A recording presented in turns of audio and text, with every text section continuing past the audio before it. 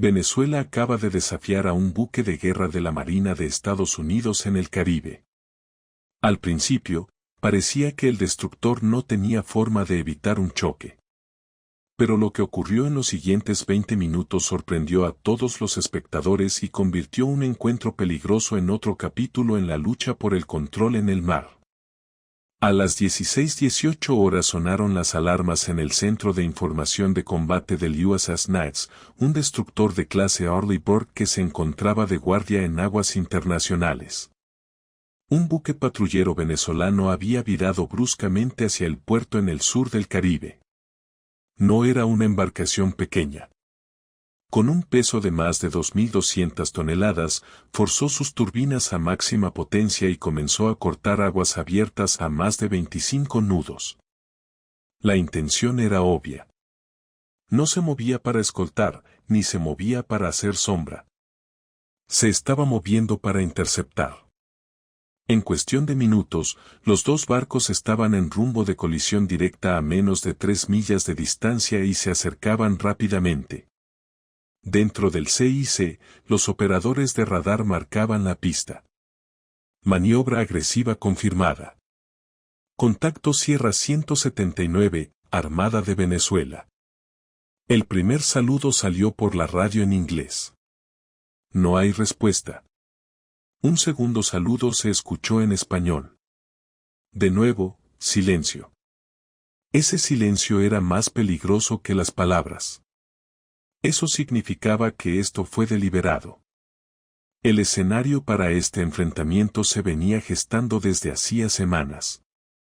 El Comando Sur de Estados Unidos ya había elevado los niveles de alerta luego de que misiones anteriores destruyeran embarcaciones de contrabando venezolanas vinculadas a rutas de narcóticos.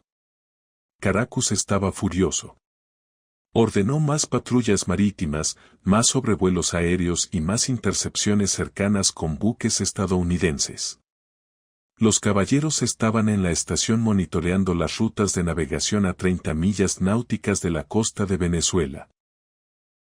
Todavía dentro de aguas internacionales, pero justo en el camino de una armada enojada decidida a mostrar su bandera. A las 16:22 la distancia entre los barcos se había reducido aún más. El puente de la noche permaneció en calma, pero la postura se tensó. La torreta del cañón de 5 pulgadas del destructor giró lo suficiente para que la tripulación venezolana pudiera verla claramente. Esto no era ningún engaño. Fue una advertencia. Al mismo tiempo, los sensores de guerra electrónica detectaron señales hostiles del radar del buque patrulla. En la cubierta enemiga, marineros venezolanos con casco se dirigieron hacia su cañón delantero. Ambas tripulaciones sabían exactamente lo que estaban señalando.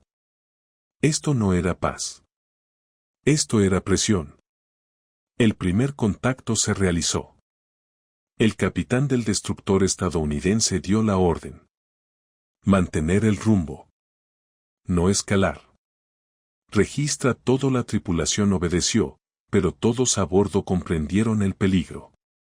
2 buques de guerra, ambos armados, estaban ahora a menos de 2 millas de distancia en una aproximación frontal. Bastaría con un paso en falso, un movimiento en falso, y las tranquilas aguas del Caribe estallarían en fuego abierto. El enfrentamiento se intensificó rápidamente.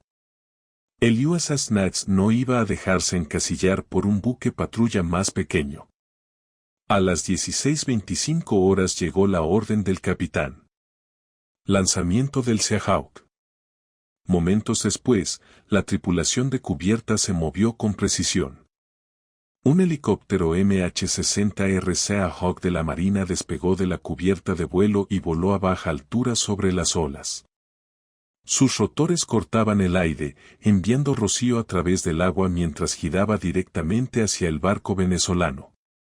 A partir de ese momento, el enfrentamiento ya no fue solo de barco contra barco. Ahora Estados Unidos tenía los ojos en el cielo. El Seahawk fijó sensores en el barco patrulla y comenzó a transmitir su presencia de una manera que ningún marinero podía ignorar. Su cápsula de orientación pintó las ventanas del puente venezolano con un láser verde pulsante, una señal no letal pero inconfundible. Estás siendo observado. Estás siendo advertido. Al mismo tiempo, su altavoz retumbó a través del agua en 2 idiomas. Maniobras inseguras. Cambie de relación sexual inmediatamente. El mensaje no dejó lugar a dudas. Pero Caracus no estaba dispuesto a dar marcha atrás. En lugar de disminuir la velocidad, el barco venezolano aceleró con más fuerza, impulsando las turbinas a 26 nudos. En el radar, los operadores a bordo del NATS observaron cómo los radares del buque patrullero se centraban en su destructor, midiendo el rumbo y la velocidad. Se detuvo justo antes de alcanzar el control de fuego completo. El último paso antes de lanzar las armas, pero todos dentro del CIC sabían lo que significaba esa señal. Esto fue un comportamiento dirigido. Los venezolanos querían que los estadounidenses lo sintieran. En la cubierta del destructor, la tripulación estaba completamente en puestos de batalla. Las tripulaciones de los cañones estaban preparadas junto al cañón de cubierta de 5 pulgadas. Los sistemas de armas de corto alcance giraban lentamente, siguiendo la rápida aproximación. Los sistemas de control de fuego se activaron con soluciones de intercepción que podrían ejecutarse en segundos si el barco patrulla cruzaba la línea. Todos los marineros comprendían lo que estaba en juego. Si una de las partes hiciera un movimiento equivocado, incluso por error, el Caribe se convertiría en una zona de guerra. Los Seahawks volaron en círculos más cerrados, descendiendo hasta apenas unos cientos de pies por encima de las olas. Sus sensores mantenían el puente del barco venezolano bajo vigilancia. La tripulación de patrulla respondió abarrotando su cubierta. Los marineros con casco se movían alrededor de su cañón delantero, con las manos apoyadas cerca de los gatillos, mientras otros permanecían cerca de radios portátiles, probablemente transmitiendo actualizaciones a Caracus. Durante 8 largos minutos, ambos barcos mantuvieron sus rumbos estables, y cada segundo se alargó más que el anterior. Se registró cada rumbo, cada barrido y cada ping de radar. Luego vino el primer cambio de postura. La velocidad del patrullero venezolano comenzó a disminuir. De 26 nudos, bajó a 22 y su estela se acortó. Los marineros se alejaron lentamente del cañón delantero. Un hombre levantó ambos brazos y saludó con las palmas hacia afuera. El gesto universal para no hacer daño. En el radar, su proa se desvió unos pocos grados del curso de colisión. No era mucho, pero era la señal que todos estaban esperando. El enfrentamiento estaba estallando. Aún así, ninguno de los caballeros se relajó. El Seahawk permaneció en el aire, con su láser aún destellando sobre el puente venezolano. Las armas del destructor permanecieron apuntadas y las tripulaciones aún en postura. En esos momentos, la moderación fue la diferencia entre un incidente y una crisis internacional. A las 16:33 horas, después de casi 15 minutos de silencio, la radio finalmente crepitó. Una voz firme se escuchó en el canal abierto, hablando primero en español y luego cambiando al inglés. Este es un buque patrullero de la Armada de Venezuela. Estamos realizando funciones de patrullaje soberano. Estás en aguas disputadas. Cambia tu rumbo. El puente del USS Nimitz quedó en silencio durante medio segundo mientras se repetía el mensaje. Cualquier marinero comprendió el peso de aquellas palabras. Esta era la justificación oficial que Caracus quería que constara en actas. Soberanía, control territorial, un desafío a la presencia estadounidense. La respuesta de los caballeros fue mesurada y tranquila. Este es un destructor de la Armada de los Estados Unidos. Estamos operando legalmente en aguas internacionales. Tus maniobras son inseguras. Desconectarse inmediatamente. El tono no transmitía enojo ni pánico. Fue constante, profesional y definitivo. Dentro del centro de información de combate, los operadores registraban el intercambio palabra por palabra, listos para enviar la transcripción al Comando Sur de los Estados Unidos. No habría ninguna confusión más tarde sobre quién dijo qué. Durante un tenso minuto, solo hubo estática. El buque venezolano seguía acercándose, ahora a solo 2 millas náuticas de distancia, con su radar aún enfocando al destructor. En la cubierta del barco patrulla, los marineros entraban y salían de la vista, algunos todavía revoloteando cerca del cañón delantero. Para los estadounidenses, era obvio. Caracas quería llevar el enfrentamiento lo más lejos posible sin disparar el primer tiro. El Seahawk realizó otro pase agresivo, volando a baja altura sobre el buque venezolano, mientras los rotores lanzaban ráfagas de viento a su proa. Una vez más, el láser verde brilló en las ventanas del puente. Una vez más, el altavoz repitió en 2 idiomas. Maniobras inseguras. Cambie de relación sexual inmediatamente. Esta vez, la advertencia aterrizó. El barco patrullero redujo aún más la velocidad, bajando a menos de 20 nudos. Su proa se desplazó aún más lejos, desprendiéndose de la línea de colisión. El peso se hizo más corto, menos urgente. Finalmente, otra transmisión rompió la estática. La voz venezolana regresó, más entrecortada esta vez. Se recomienda abandonar el lugar. Esta es nuestra última advertencia. Y luego, silencio. La línea se cortó. La tripulación del puente del destructor intercambió miradas. Ya habían oído esto antes. Una advertencia final que nunca vino con acciones, solo con posturas. La respuesta norteamericana fue inmediata, pero igualmente tranquila. Este es un tránsito legal. Las acciones inseguras serán tratadas como una escalada. No hubo voz alta, ninguna amenaza, solo acero en las palabras. Para entonces, la distancia entre los barcos ya había aumentado. 3 millas náuticas, luego 4.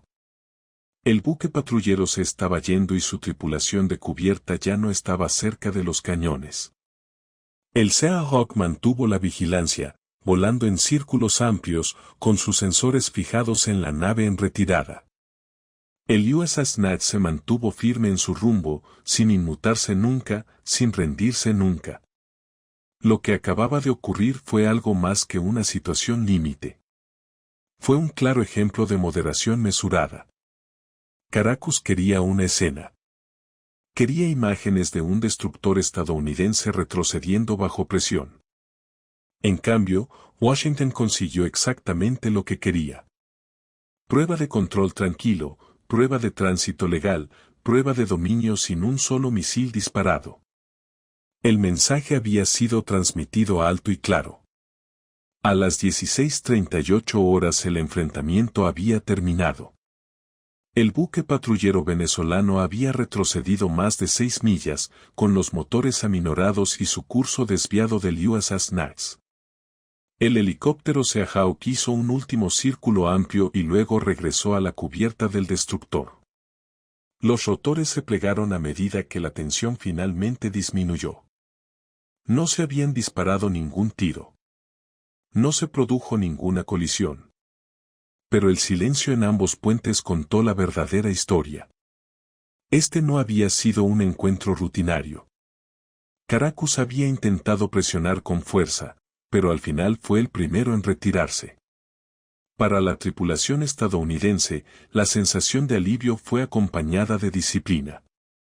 No hubo aplausos ni celebraciones. Cualquier marinero sabía que incidentes como este eran ahora parte de un patrón. Venezuela no actuó sola. Los informes de inteligencia ya habían advertido que Caracas quería crear una fricción constante en el Caribe para mostrar al mundo que podía acosar a los barcos estadounidenses y reclamar las aguas como propias. Cada aproximación, cada maniobra peligrosa estaba diseñada para hacer noticia. Se trataba de influencia, no de victoria. El mensaje de Washington, sin embargo, había sido igualmente claro. El USS Nimitz nunca alteró su rumbo, nunca se inmutó, nunca entró en pánico. Su presencia fue la declaración. Las aguas internacionales permanecerían abiertas. Cada entrada del registro, cada rastro de radar, cada segundo del enfrentamiento serían grabados, archivados y enviados a la cadena de mando.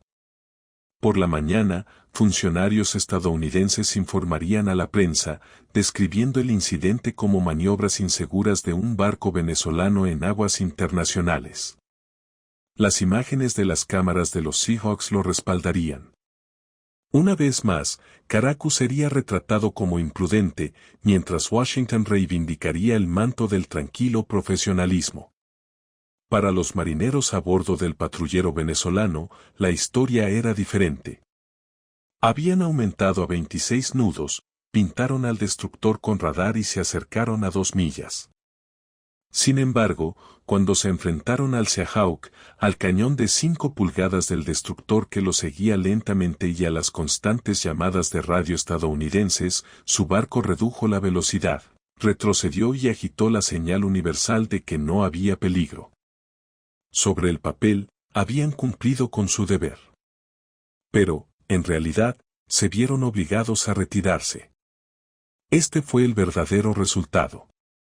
Venezuela quería una confrontación sin consecuencias. Estados Unidos quería estabilidad sin retroceso. Ambos lados consiguieron lo que querían, pero la diferencia de postura era innegable. Caracas interpretó un breve clip de desafío. Washington jugó a largo plazo. Presencia, paciencia y prueba. El mundo lo vería como lo que era. Otro desafío superado. Se evitó otra escalada. Otro recordatorio de que en el Caribe la fuerza no se mide solo con misiles o armas. Se mide por quien se mantiene firme. Y esta vez, mientras el sol se ponía sobre las aguas del sur, el USS Nimitz siguió navegando, firme e inquebrantable, mientras Venezuela parpadeaba.